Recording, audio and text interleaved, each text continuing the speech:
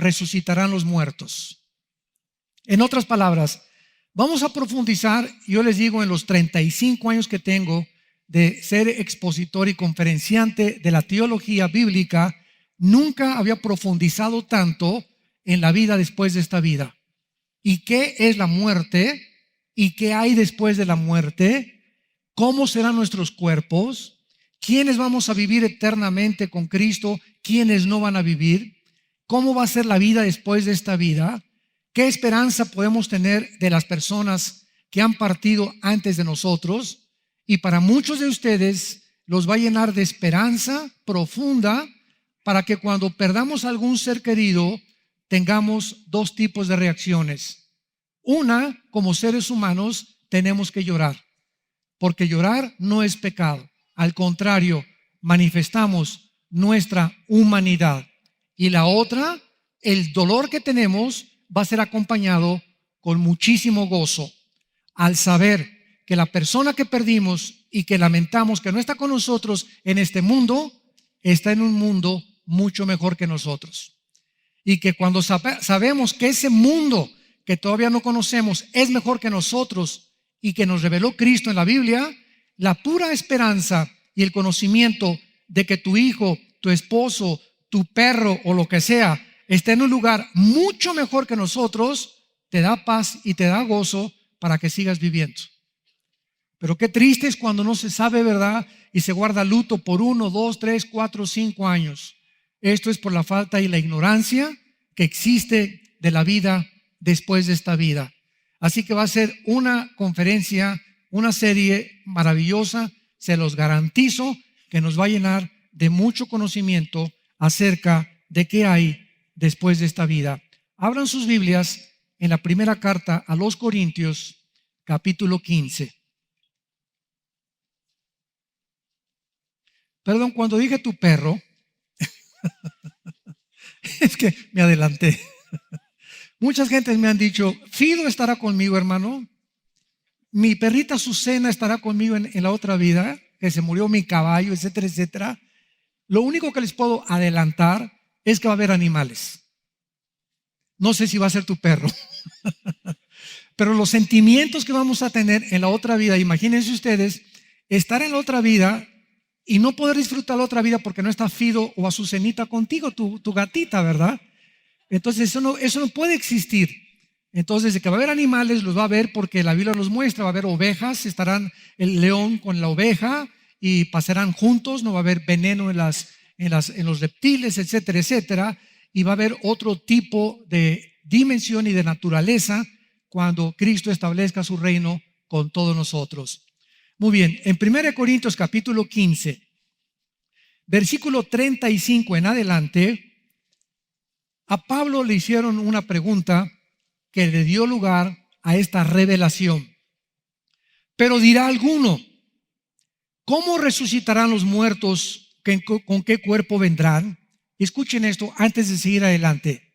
Es increíble que Pablo no nos dé ejemplos celestiales, pues va a ser como así, o como va a ser una física cuántica, etcétera, etcétera, sino que Pablo y Cristo usaron ejemplos terrenales. Porque es increíble que en el siglo XXI se le pueda demostrar a los ateos, escúchenme muy bien, se les pueda demostrar a los ateos que a través de la biología, a través de la física cuántica, a través de la química y de la composición molecular del ADN o del ácido desoxirribonucleico que en cada célula tenemos, se pueda demostrar ya no bíblicamente, sino biológicamente y con la física cuántica que hay vida después de la vida.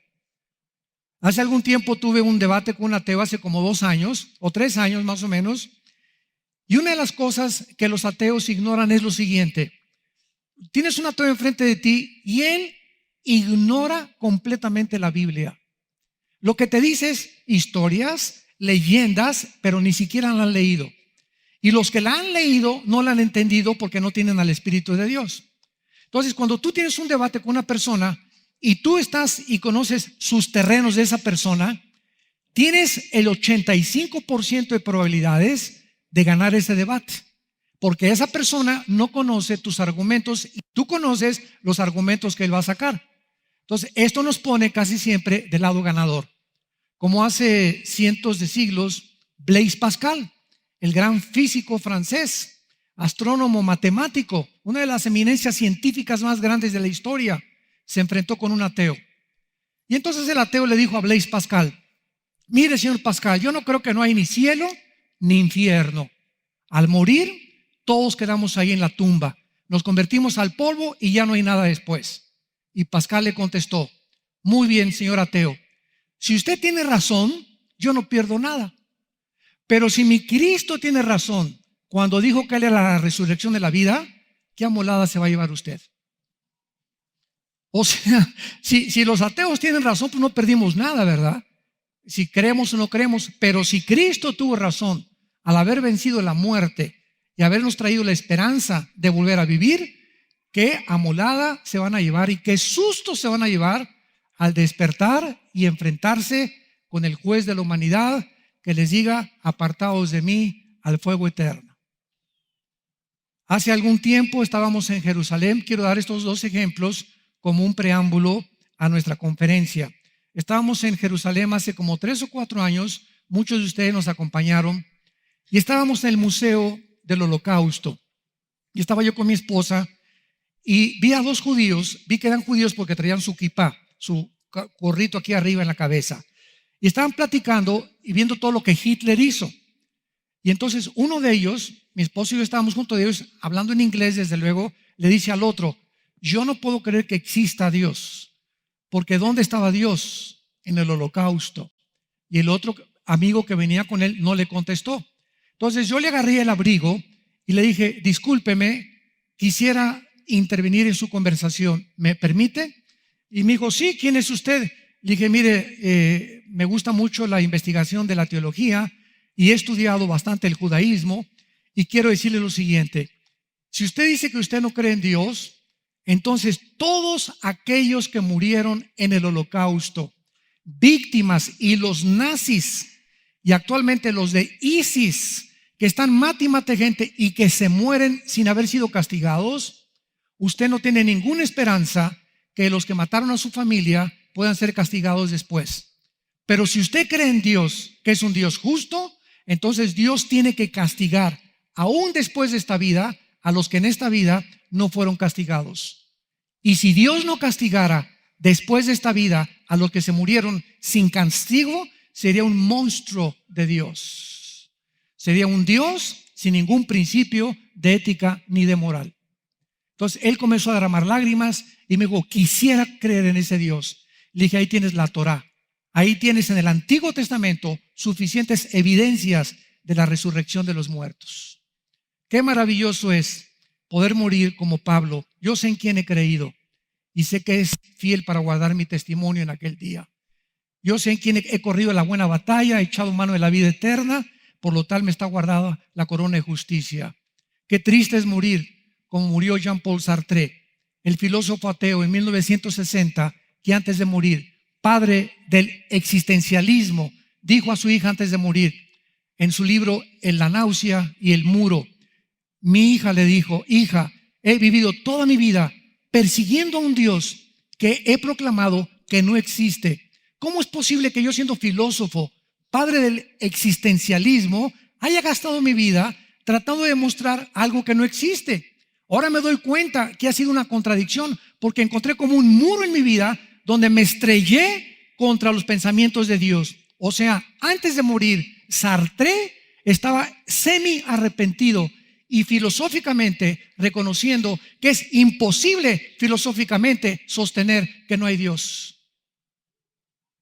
José Stalin, el dictador de Rusia, de la Unión de Repúblicas Socialistas Soviéticas, durante años un asesino, mandó matar a su familia, etcétera, etcétera. Antes de morir se acostó y comenzó a gritar: vienen los lobos, también a sus hijos, y se levantaba, y antes de morir levantó el puño y dijo: es que ese Dios en el que yo no he creído me está aventando ahora sus demonios, y cayó muerto. Nos damos cuenta qué diferencia de la muerte de los ateos, de la muerte de los que hemos creído en el Hijo de Dios. D.L. Moody, en la década de los 20, uno de los más grandes evangelistas en Estados Unidos.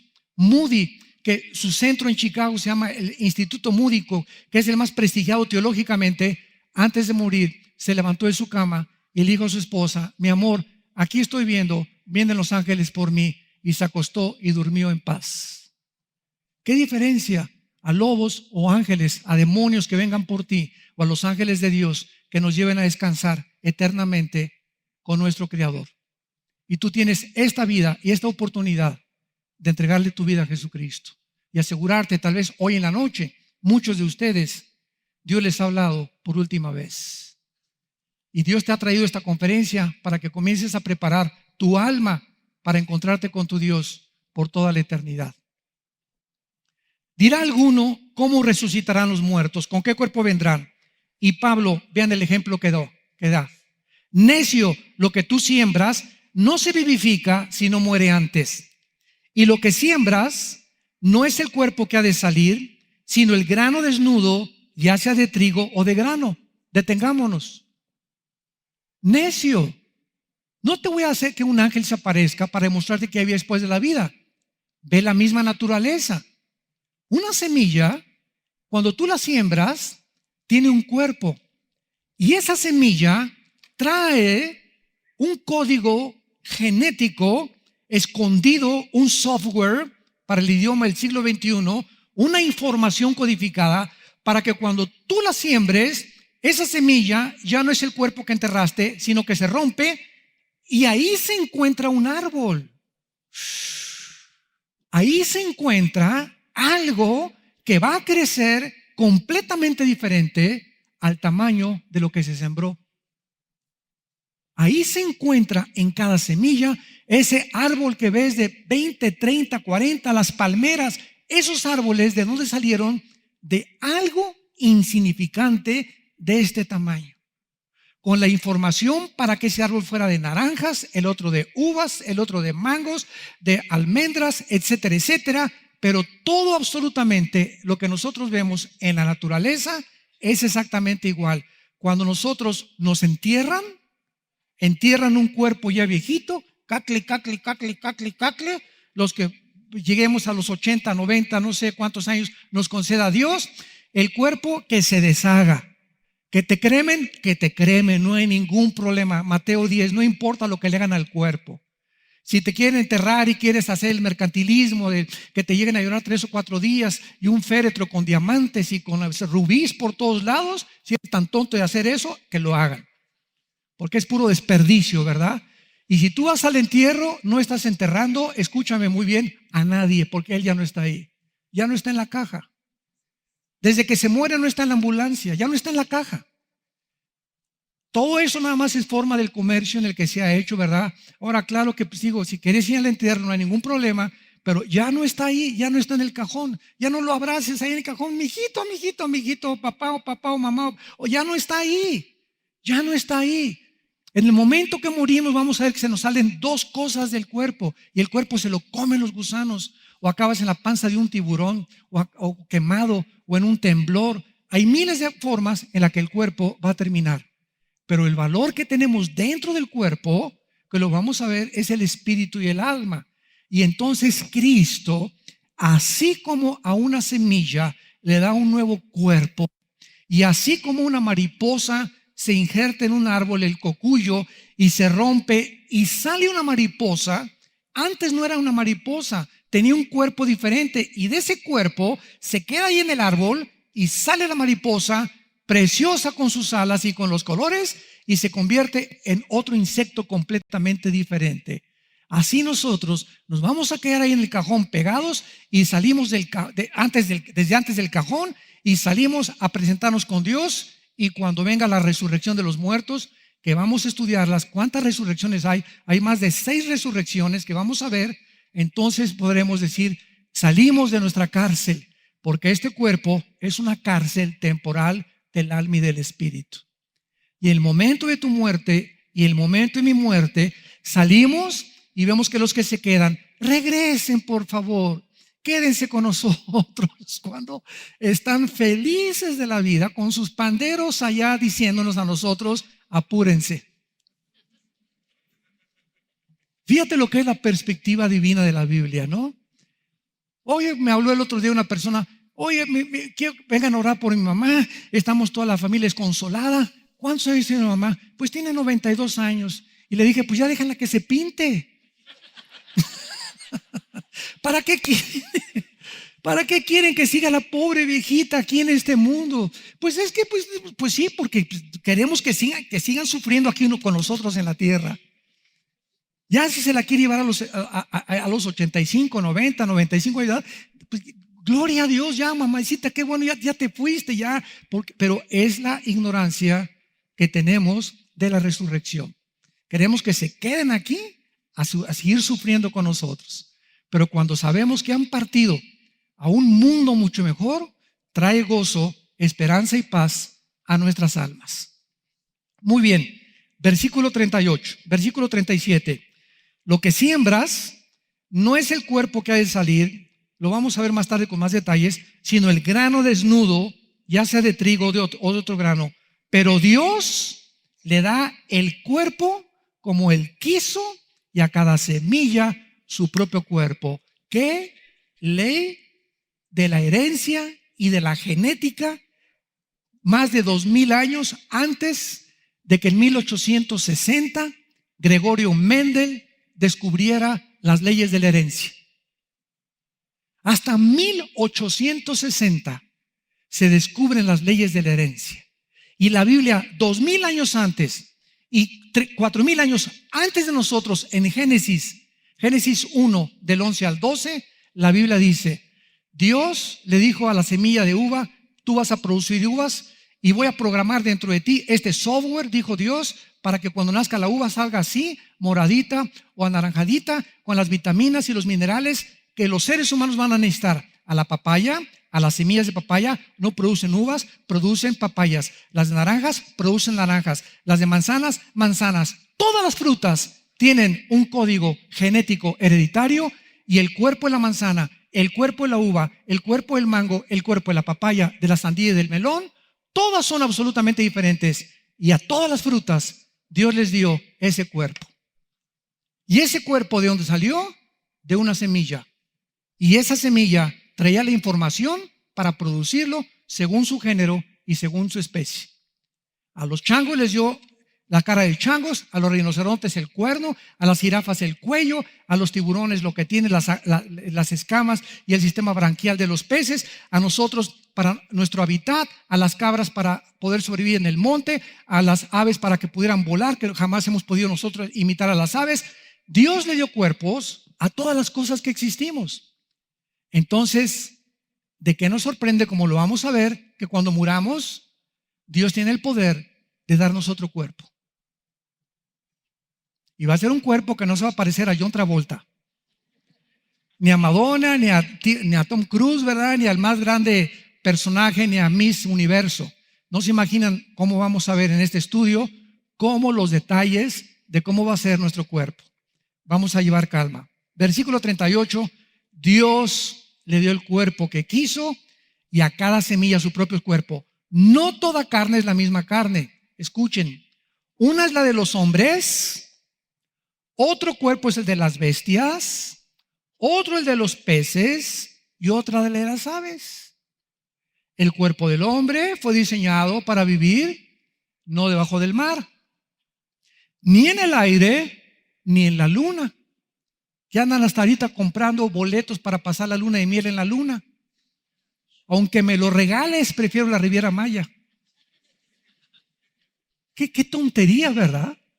No vas a poder ni besar a tu esposa en la luna. Pero así es el hombre de loco, ¿verdad? Entonces, el cuerpo que nos dio Dios es para esta tierra, para este mundo, no para Marte, ni para la luna, ni mucho menos. Y esto es increíble. Porque en Hechos 17, cuando Pablo se enfrentó a los griegos, a los filósofos griegos del año 150 antes de Cristo, en el Areópago, en Atenas, dice la Biblia que cuando Pablo entró a Atenas, los griegos tenían una estatua que le pusieron al Dios desconocido. Escuchen esto, Sócrates, Aristóteles, Platón creían en Dios. Y no me digas, señor ateo, si hay alguien que nos escucha, que eres más inteligente y mejor filósofo que los filósofos de la época de oro de la filosofía griega. Porque ellos, los filósofos de la época de oro de la filosofía, siguiendo la lógica, concluyeron que existía Dios. ¿Qué lógica siguieron? Escuchen esto. Dijo Sócrates, pienso, luego existo, luego vivo. Vivo, tiene que haber una causa. Esta causa no está en mí. Esta causa trasciende mi persona. Esta causa, llámale como quieras. Unos que la fuerza, otros que Dios, otros que etcétera, etcétera. Pero tiene que haber alguien que inició el universo y que inició la vida. Porque si yo me enfrento a un ateo y me dice, es que yo creo en Darwin y que de la nada surgió algo, le contesto, la materia no produce el pensamiento. Jesús, María y el burrito que los acompaña. Siguiente, vamos a aceptar que la materia se produjo de una forma accidental y el pensamiento y la conciencia, ¿quién la produjo? Y si fue toda una explosión, como dicen los ateos, que así comenzó el universo, ¿quién produjo esa chispa? Porque toda causa tiene un efecto si seguimos las leyes de la física. ¿Quién produjo esa chispa? Y de la nada nunca produce nada. De la nada nunca hay nada. Entonces, esa es la razón por la cual filosóficamente el ateísmo es insostenible, tanto física como científica como filosóficamente. Pero la mayor parte de los que se proclaman ateos ni siquiera han considerado las evidencias de la Biblia. Y llegan a conclusiones, no hay Dios, como le dijo el otro día un ateo. ¿Y dónde lo buscaste? Le dije. Es que mi maestro en la universidad, pues eres de las personas que oyen rumores, oyen chismes, oyen esto y crees todo lo que te dicen, sin que tú personalmente verifiques si la información que te han dado es verdad. Entonces, si tú me dices que eres ateo, te digo que eres omnisciente. ¿Qué significa esto? Que todo lo sabes. Porque al decirme no hay Dios, significa que ya conoces toda la física, toda la biología, toda la teología, toda la ciencia, toda la química, y después de conocer todo y el universo ya saliste y lo buscaste allá en las otras galaxias y regresas acá, pues no encontré a Dios. Como Gagarin, el piloto ruso, cuando lanzaron el primer satélite de los rusos, dijo, no encuentro a Dios. Y cuando regresó a la Tierra le contestaron, es que Dios no está presente, Dios está en el corazón de cada persona que le ha aceptado. Y si lo quieres encontrar, lo buscarás y lo encontrarás porque lo buscarás con todo tu corazón. Entonces, Alberto Einstein, en 1944, escuchen esto, lo que dijo el científico, físico, matemático, considerado el más grande, con el coeficiente intelectual más grande del siglo XX. Einstein dijo, la conquista del espacio es imposible. Se lo dijo al presidente Roosevelt de Estados Unidos. El presidente Roosevelt le preguntó y le dijo, ¿por qué? Y Einstein contestó, por la velocidad y por el tiempo. Y entonces escribió su fórmula E igual a mc al cuadrado. La energía es igual a la masa multiplicada al cuadrado por el tiempo, determinando que el tiempo no existe, que el tiempo es relativo. Y que si alguien, dijo Einstein, si alguien sale de la Tierra y se va más allá de la Luna, en el espacio, si tú te vas a la velocidad, suponiendo que vamos a la velocidad de la luz, 300,000 kilómetros por segundo, y llegamos a Plutón y te llevas un reloj, tu reloj se detiene. Tu reloj se detiene inmediatamente, no porque se descomponga, sino porque el tiempo dejó de transcurrir. Esto es impresionante físicamente. Entonces, aunque vayamos a la velocidad de la luz, no llegaríamos ni a Marte, porque cuando regresáramos, aquí pasaron 20 años, ya pasaron 5 años. Tu esposa sería una viejita y tú seguirías teniendo 30 años de edad. Y en segundo lugar, la velocidad. Ninguna nave, por más rápido que vaya, se desharía, porque se desintegraría al salir y al regresar a la atmósfera terrestre. Y eso fue hace más de 65 años cuando Einstein proclamó esto. Pablo en Hechos 17 a los griegos les dijo, el Dios que hizo el cielo y las estrellas ha determinado que vivamos en este mundo y nos puso en este mundo y de una sangre hizo a todos los seres humanos para que habitemos sobre la faz de la tierra, no en la luna, no en Marte, no en Júpiter. Qué impresionante que los sueños de conquistar el espacio nunca se van a poder realizar. El otro día que fui a ver la película La Guerra de las Galaxias, la última, salí pensando y le dije a mi esposa, esta película solo me dice algo, aunque llegáramos a, existiendo la posibilidad de que llegáramos a conquistar como la Guerra de las Galaxias, mundo contra mundo, universo contra universo, siempre veremos la lucha entre el bien y entre el mal. ¿Qué es la Guerra de las Galaxias? Los malos contra los buenos, siempre en todo lo que tú veas. Galaxias ocupadas por extraterrestres contra unos que se rebelan y siempre encontramos este conflicto. Y si es así, la muerte de Cristo fue un desperdicio, porque tendría que morir Cristo por otras personas que murieron en otros universos. Jesús, María y José. Versículo 40. Y hay cuerpos celestiales, los ángeles. ¿Cómo son los cuerpos de los ángeles? La Biblia nos los dice. Cuando Cristo resucita, ¿qué cuerpo tenía Jesús? Era un cuerpo que estaban todos los discípulos juntos orando y Tomás, no, a mí no me vengan con que Nostradamus y que Walter Mercado y que a mí no me vengan con cosas ya. Yo hasta que no vea a Cristo y mis dedos los ponga en sus manos y meta mis manos en el costado donde la lanza del centurión lo atravesó de lado a lado y salió, dice el apóstol Juan, una gota de sangre mezclada con agua, hasta que yo no haga esto, no creeré que Él resucitó. Y en eso Cristo entra al cuarto que tenían como con 5 llaves, porque estaban asustadísimos que los romanos pudieran continuar con esta persecución para crucificarlos a ellos, y Cristo atraviesa las paredes. Y ven el fenómeno que sucedió. Cristo se aparece y le dice, Tommy boy, come here, ven para acá, Tommy. Y llega Tomás y le dice Cristo, pon tus manos en mis manos. Y miren lo que pasa. Tomás se acerca y pone las manos en las manos con el hoyo que Cristo mantenía de los clavos. Pero lo interesante es que cuando Tomás toca la mano, toca algo sólido. No hace esto. Toca algo sólido. Y cuando mete la mano en el costado, toca algo sólido.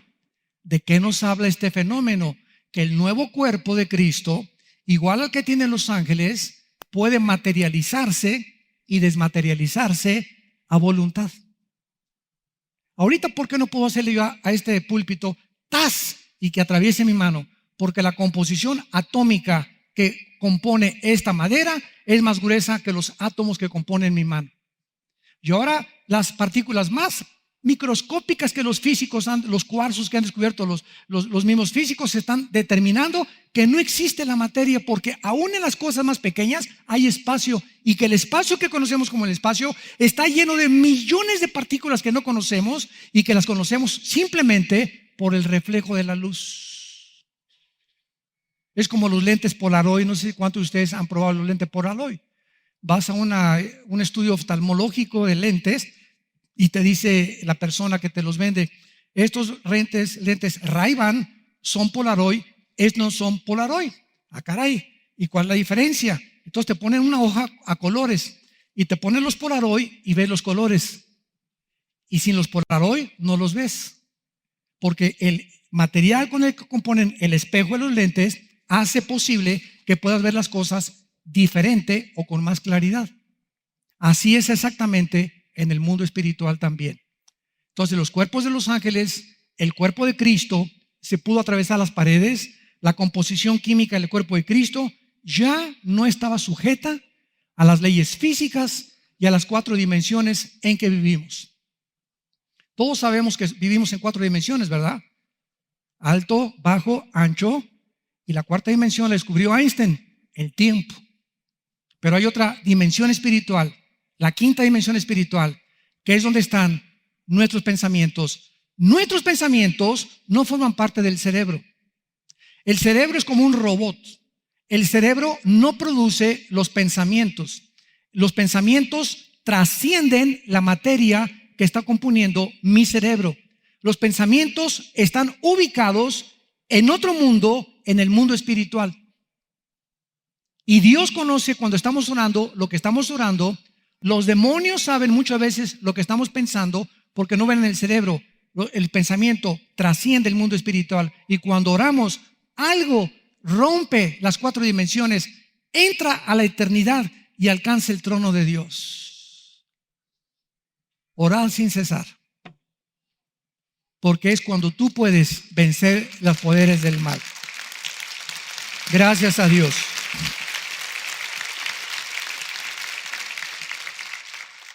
Y terminamos con esta introducción. Versículo 40, hay cuerpos celestiales, hay cuerpos terrenales, o sea, los ángeles son diferentes. Nosotros estamos bajo la ley de la gravitación, ¿verdad? La ley de las fuerzas que trascienden completamente el mundo, la gravitación y las fuerzas nucleares. Pero una es la gloria de los celestiales y otra la de los terrenales. ¿No han oído ustedes en Proverbios que la mujer piadosa o virtuosa es corona de su marido? ¿Se acuerdan de ese versículo? En el desayuno vamos a hablar mi esposa y yo de eso. Yo me puse a pensar, ¿cómo que es corona? Le dije a mi esposa, a ver, voy a comprar una corona y le voy a poner aquí Marta. No, lo que significa es lo siguiente, que una esposa virtuosa hace a su marido el rey. Vámonos. Es corona de su marido, lo entendí. Eso significa que una mujer de Dios corona a su marido y lo hace un rey. Tú eres el que mandas, mi amor. A ti Dios te dio la responsabilidad de ser el jefe de la casa, el sacerdote. Nosotros, yo me someto a ti, no porque lo merezcas ni por la cara de gallo que tengas, sino simplemente porque quiero obedecer al que está arriba de ti y arriba de mí. Y cuando la mujer hace a su marido rey, es lógico que un marido entendido haga a su mujer reina.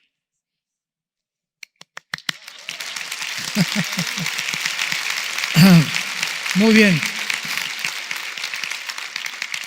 Y finalmente en el versículo 41 dice, una es la gloria del sol, otra es la luna, ¿verdad? El sol lo vemos espectacular, unas puestas de sol impresionantes que manifiesta. Y la luna, y nomás de vez en cuando su brillito, ¿verdad? Se ve bonita cuando está llena y se ve así nomás como una aureola de luz alrededor de la luna y todo lo demás es oscuridad, ¿verdad? No se compara la luna con el sol.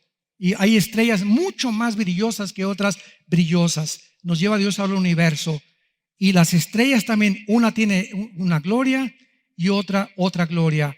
Así también en la resurrección de los muertos. ¿Qué nos está diciendo el Espíritu Santo? Que cuando resucitemos, Pancho va a brillar más que Carlos. Anita va a brillar más que Anastasia. Que en la otra vida va a haber cristianos que van a tener más gloria que otros. Estaremos todos con Cristo. Pero así como Cristo nos está mostrando que hay soles y que hay estrellas, hay cristianos que se santificaron más y que fueron más fieles durante el corto tiempo que tenemos aquí de vida que otros cristianos. Ellos, Dios sería injusto de pagarnos a todos igual. En la resurrección de los muertos, unos brillarán más que otros, como lo vamos a ver a continuación. Así en la resurrección de los muertos, se siembra en corrupción, resucitará en corrupción. Vayan rápidamente a Daniel capítulo 12 para todo respaldarlo con la Biblia. Versículo 2. Dice el Espíritu Santo hablando de la resurrección de los judíos antes de Cristo. Vamos a verlo más tarde esto. Daniel 12, versículo 2. Y muchos, no todos. Noten esto, ¿verdad? Vamos a ver que la resurrección no va a ser igual. Va a haber diferentes resurrecciones en diferentes tiempos. Lo vamos a ver ahorita. Muchos de los que duermen en el polvo serán despertados. Unos para vida eterna y otros ¿para qué? Para vergüenza y confusión perpetua. Los entendidos, nada más los entendidos, los que entendieron cuál fue la voluntad de Dios y la santificación para sus vidas, resplandecerán como el firmamento, y los que enseñan la justicia, aún los que fueron maestros y discipularon y enseñaron la palabra de Dios, todavía más gloria, como las estrellas a perpetua eternidad. ¿Ven los diferentes tipos de brillo y de gloria que va a haber en la resurrección de los muertos? Por lo cual dice la Biblia: estad firmes y constantes, sabiendo que vuestro trabajo en el Señor no es en vano. 1 Corintios capítulo 15. Estén firmes y constantes, perseveren, no pierdan vuestro galardón. Muy bien. Vamos pues a comenzar el estudio. Esto fue la introducción. Y vamos a iniciar en 1 Corintios 15, versículo 20 al 23. ¿Cuándo o cómo resucitarán los muertos? Para poder sentar una base teológica de esta conferencia y de esta serie, número uno, tenemos que entender, vamos a comenzar desde la A, que en la resurrección de los muertos habrá un orden. Porque Dios es un Dios de orden. Antes de que nosotros fuéramos cristianos, vean ustedes la diferencia. ¿Qué era el orden que teníamos? Mi prioridad era, y casi la de todos, mi trabajo. No, si yo tengo 2 trabajos y hasta el domingo trabajo y hasta las vacaciones trabajo, yo soy un hombre, ¿verdad? Etcétera, etcétera. En segundo lugar, mis amigos. En tercer lugar, mi esposa. En cuarto lugar, mis hijos. Y en quinto lugar, la iglesia y Dios. Ese era el orden que teníamos, desgraciadamente. Y cuando venimos a Cristo, lo primero que Dios trata de establecer en los seres humanos, que nos hemos sometido a su guía y a su dirección, es que Dios me dice: Armando, desde aquí en adelante, desde que entres a esta escuela, te voy a comenzar a entrenar y tú ya no vas a hacer lo que tú quieras. Te voy a dar el secreto para que siempre te vaya bien, como mi hijo y como mi hija que son. Si tú me buscas primero, buscar primeramente el reino de Dios y justicia. Si tú me buscas en las mañanas, a mí primero. Si tú te levantas y estableces un orden, y escuchen, para establecer un orden necesitamos disciplina, ¿verdad? Sin disciplina no establecemos ningún orden. Si te levantas a la hora que quieres, eres una persona indisciplinada, nunca alcanzarás nada. Entonces, si tú te disciplinas y diario te levantas y me pones a mí en primer lugar, y antes de acostarte, lees la palabra de Dios y tratas de memorizar lo más que puedas de mi palabra, todas las cosas de tu vida, la escuela de tus hijos, tus vacaciones, tu trabajo, tu salud, déjamelo bajo mi responsabilidad. Es Dios el que está hablando y Dios no puede mentir. Entonces, venimos a Cristo y Dios ordena nuestras vidas. Ahora dice Dios, escúchame, Señor, ¿y quién es el segundo lugar en mi vida? Ok, Armando, después de que me pongas a mí en primer lugar, tu segunda prioridad es tu esposa.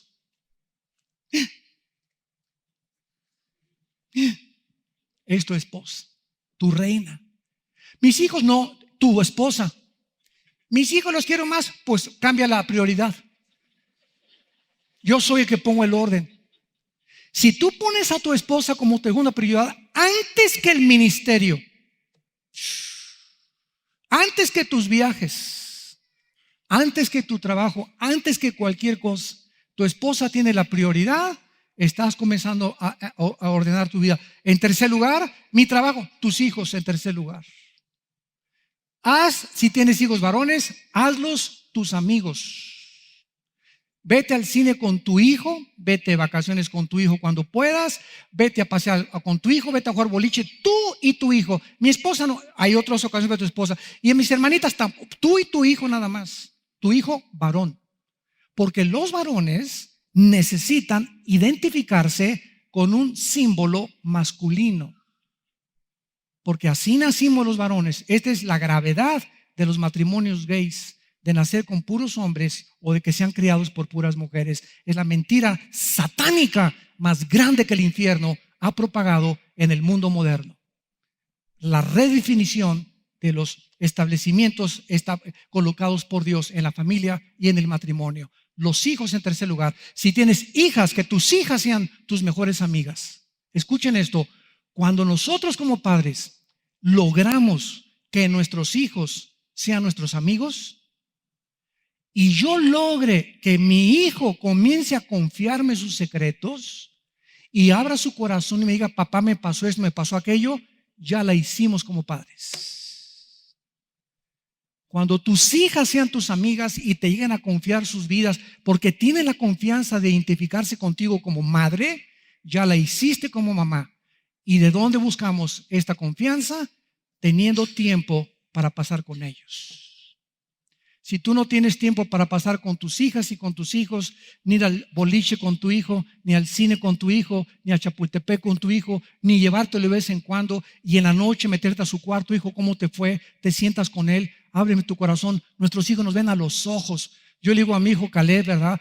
¿Cómo te fue, Caleb? Bien, papá. A ver, mírame a los ojos. No, tienes tu mirada caída, hijo. No, papá, no me engañes. Dime qué te pasa. Soy tu mejor amigo. Confía en mí. Y comienzan a reaccionar los hijos como diciendo, ¿de veras? Claro que sí, y no me asusto de nada de lo que me vais a decir. Para eso soy tu padre y soy tu hijo. Y estoy para ayudarte. Y si has caído en un problema y tienes un problema o lo que sea, para eso estoy, hijo. Nunca te voy a dejar, nunca te voy a desamparar. No importa lo que hagas, que te metan a la cárcel, que caigas en drogas, que caigas en alcohol, siempre serán nuestros hijos.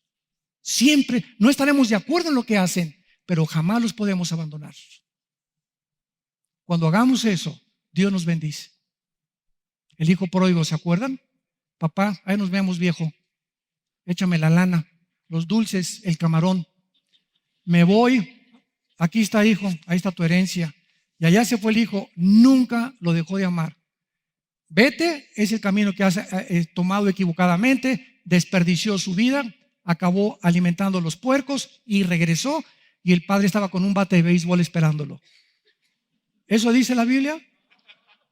Él estaba con los brazos abiertos. Hijo mío, siempre te he esperado que regresaras arrepentido. Vamos a hacer una fiesta, mi hijo se perdió, vamos a celebrarlo. ¿Y saben quiénes son los fariseos del siglo XXI? El otro hermano que se quedó en casa.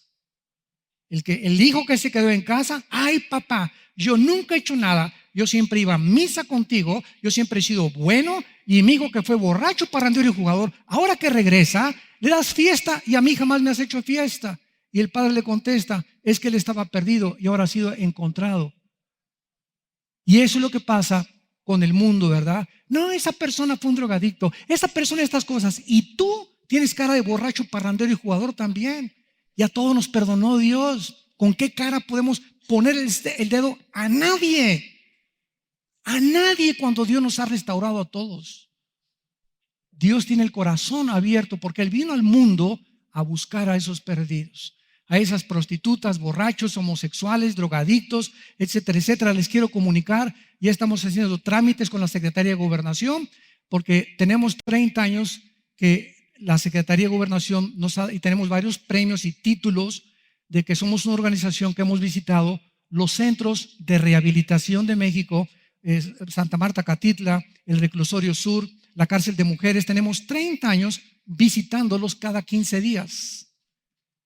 Y el gobierno ha reconocido que los centros de rehabilitación no rehabilitan a nadie. Y desde 1983 que iniciamos este ministerio, nunca nos han dejado entrar a la cárcel del Altiplano de Almoloya de Juárez, de donde saliste tú. No nos han dejado entrar ahí. Ha estado restringido y parece ser que en este gobierno se van a comenzar a abrir las puertas. Desde luego, ¿verdad? Creo que la integridad con la que nos hemos manejado en 35 años nos va a ayudar para que se den cuenta, ¿verdad? Que realmente tenemos fruto de gente drogadicta, expresidiarios que han rehabilitado su vida, y muchos de ustedes, no doy sus nombres, están en esta iglesia. Entonces, oren porque queremos visitar al Chapo. Estoy hablando en serio, ¿eh? Cuando yo lo vi en la televisión, yo solamente pensé algo, y me dijo algo mi esposa que me dio escalofríos. Él no es peor que cualquiera de los que estamos aquí afuera. Tal vez sí, que depende de lo que te digo. Él, ¿verdad? Todavía los de ISIS, que ya no son seres humanos, pero esta persona que nació en un rancho y que dice que comenzó a sembrar maíz y que lo único que puede hacer era vender marihuana para sostenerse y se convirtió en lo que se convirtió, ¿verdad? Nadie puede decir, ese hombre no tiene perdón de Dios. Cuida lo que tú dices, porque Dios vino para personas como esas, los más graves pecadores.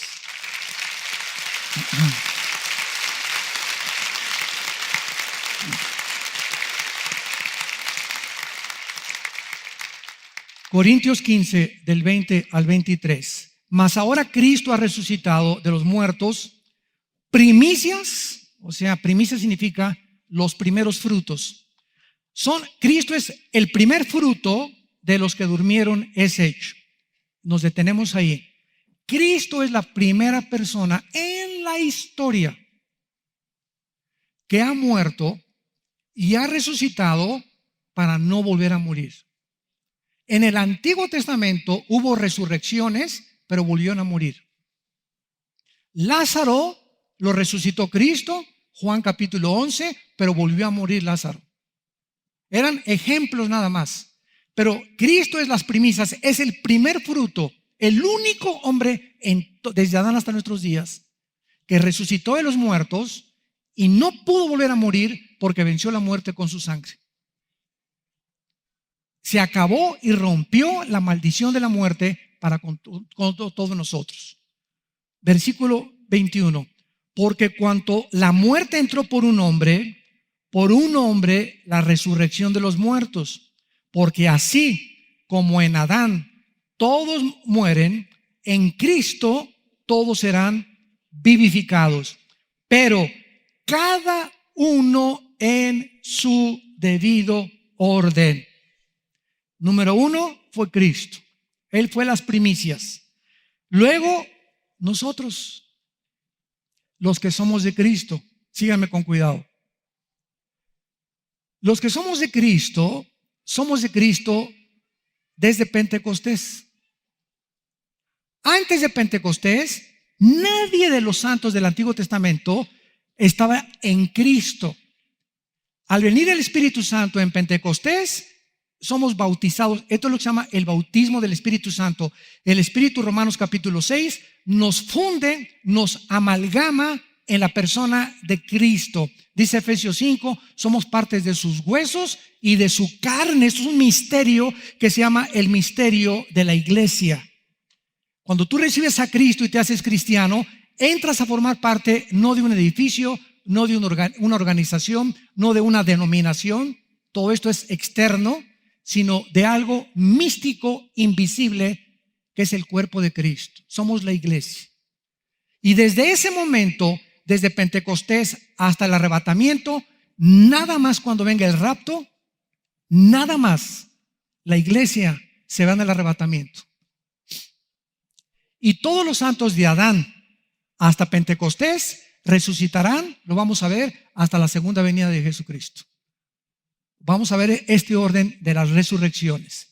Entonces tienes que estar en Cristo, en su cuerpo, amalgamado, bautizado por el Espíritu Santo, unido con Él, para que cuando Él venga, solamente su iglesia se vaya con Él en el arrebatamiento de la iglesia. Van a pasar 7 años, va a haber judíos convertidos, gentiles convertidos, y al final, cuando Él venga, habrá otra resurrección, como lo vamos a ver hoy o en la próxima conferencia. Entonces, los que estamos en Cristo somos los siguientes. Si alguien me pregunta, ¿qué profecía podría usted darnos que está por cumplirse? Inmediatamente les contesto, el rapto de la iglesia. La próxima profecía por cumplirse en la Biblia es cuando millones de nosotros desaparezcamos de este planeta. Y en un abrir y cerrar de ojos se queda mi saco, tus guaraches, nuestros anillos, nuestros collares, ahí se quedan donde se quedaron o donde estés. Los bebés van a desaparecer de las cunas, aviones van a chocar porque los pilotos desaparecieron, habrá un congestionamiento de tráfico en las carreteras porque los choferes desaparecieron, en los hospitales miles de enfermos van a desaparecer, va a haber un caos internacional y la única respuesta que el mundo va a poder dar a los medios de comunicación es: se los llevaron los ovnis. No es coincidencia, muy buena risa, muy ad hoc. No es coincidencia que desde 1946 el fenómeno ovni se haya multiplicado en el siglo XXI, porque ahora he escuchado que las Naciones Unidas han establecido a una mujer hindú para encargarse de la investigación de los platillos voladores en las Naciones Unidas. El Vaticano ha establecido a 3 cardenales para formar un telescopio que se encuentra en el estado de Colorado, y el observatorio se llama Lucifer, para poder comunicarse y hacer contacto con los extraterrestres. Y cada vez aumenta más el fenómeno ovni. Cuando alguien me preguntó, ¿por qué los cristianos no creen en los ovnis? Dije, yo jamás he dicho que yo no creo en los ovnis. Me has malentendido. Nada más que no les llamamos ovnis, les llamamos ovis. ¿Por qué? Porque ovni es objeto volador no identificado. Y nosotros le llamamos objetos voladores identificados. No se puede negar ese fenómeno. Hay falsificaciones, desde luego, pero hay documentales y fotos que son reales, y pilotos que han tenido contacto y les ha descompuesto sus aparatos electrónicos y todo. Pero cuando venimos a la Biblia, Dios nos muestra en la Biblia que Satanás puede intervenir la materia y desmaterializarse también, y materializar la energía. Entonces, ¿quién se encuentra detrás del fenómeno ovni? No son marcianos, sí son extraterrestres, pero la Biblia les llama ángeles caídos, al servicio de Satanás, para crear confusión en el planeta Tierra y engañar a los que no quisieron aceptar el conocimiento de la verdad y creen que ellos van a venir y nos van a rescatar. Y estoy segurísimo que, independientemente que el anticristo va a ser un clon, porque tiene que ser un híbrido el anticristo para imitar el nacimiento de Jesús, el anticristo va a tener poderes extraterrestres otorgados por Satanás. Y el conflicto de Europa ahorita, la crisis económica de Europa tan grande que hay ahorita, donde millones de refugiados, 1,5 millones, Alemania abrió sus puertas, donde la gente está harta ya. ¿Por qué abrimos las puertas? Están violando a nuestras mujeres, etcétera, etcétera. Esta crisis en Europa que aparece, que no tiene solución, donde mientras continúe la guerra en el Medio Oriente, el éxodo de refugiados va a continuar. En 15 años Europa es un continente musulmán, porque ahorita por cada europeo nacen 8 musulmanes. Como conejas las musulmanes se reproducen. Por cada europeo 8 musulmanes se reproducen, porque los europeos ya no quieren tener hijos. En 15 años Europa es un continente musulmán. En esta crisis de pobreza, de economía, de refugiados, donde pleitos, guerras, ya no hay, Estados Unidos ya no defiende Europa, se quedan aislados, se tienen que unir con Rusia, se tienen que unir con China, etcétera, etcétera. Es aquí mismo donde surgen los anticristos, los líderes como Adolfo Hitler. Después de la Segunda Guerra Mundial, Alemania se encontraba hecha pedazos. Llega Hitler, saca a los comunistas de Alemania, acaba con la mala economía, crea la Volkswagen, hace miles de empleos y se levanta.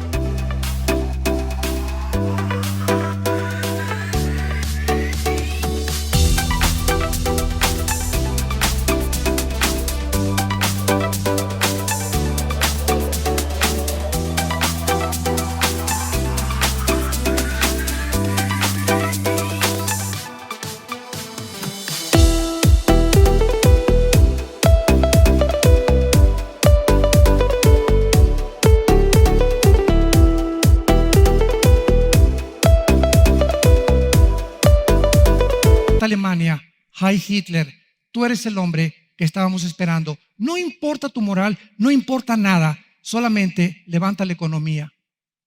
Y así el anticristo hará que el mundo caiga de rodillas ante él por las soluciones extra sobrenaturales que va a implantar en Europa y en el Medio Oriente, uniendo el Medio Oriente con Europa, cosa que hasta ahorita nadie ha podido lograr.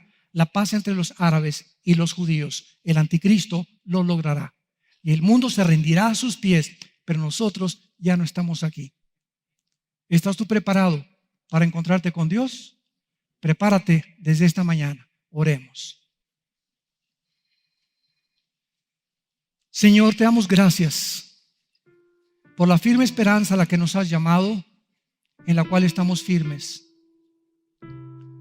Bendito sea el Dios y Padre de nuestro Señor Jesucristo, que nos hizo renacer para una esperanza viva por medio de la resurrección de Jesucristo de entre los muertos, para una herencia incorruptible, inmarcesible, reservada para nosotros en los cielos, que somos guardados por el poder de Dios, habiendo huido del mundo por la corrupción que hay en el mundo, para que podamos vivir para aquel que nos dice en esta mañana: ciñan los lomos de vuestra inteligencia y sean santos como yo soy santo, dice el Señor.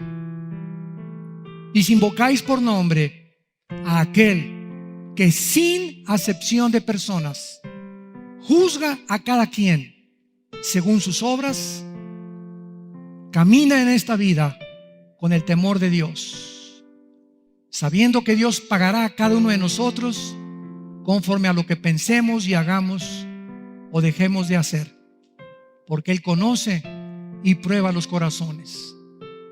Te damos gracias, Jesús, por haber dado tu vida en una cruz en nuestro lugar. Te bendecimos, Jesús, porque eres nuestra esperanza viva, y por el hecho de que si tú vives, nosotros también viviremos contigo y reinaremos contigo. En esta mañana hay muchos de ustedes que nos ven por la televisión y a través de las redes sociales. Les invitamos a que vengan a la cruz. No te invito a ninguna religión, a ninguna ideología terrenal o mundana. Te invito a que vengas a conocer de una forma personal y relacionarte con alguien que hace 2000 años venció la muerte y que se llama Jesucristo. Ven a Jesús, ven a la cruz y dile estas palabras con todo tu corazón: Señor mío y Dios mío, perdona mi vida pasada, perdona mis pecados, porque creo que en esa cruz tú diste tu vida en mi lugar, y con tu sangre preciosa en este instante me limpias de todas mis maldades. Te invito como mi Señor y mi Salvador. Creo que a los 3 días te levantaste de la tumba, venciste la muerte para decirme que si yo creo en ti, viviré contigo eternamente también. Te doy gracias por este perdón y el poder del Espíritu Santo que me das para vivir ahora una vida de victoria en victoria, en el nombre de tu Hijo Jesucristo, mi Señor y mi Salvador. Amén.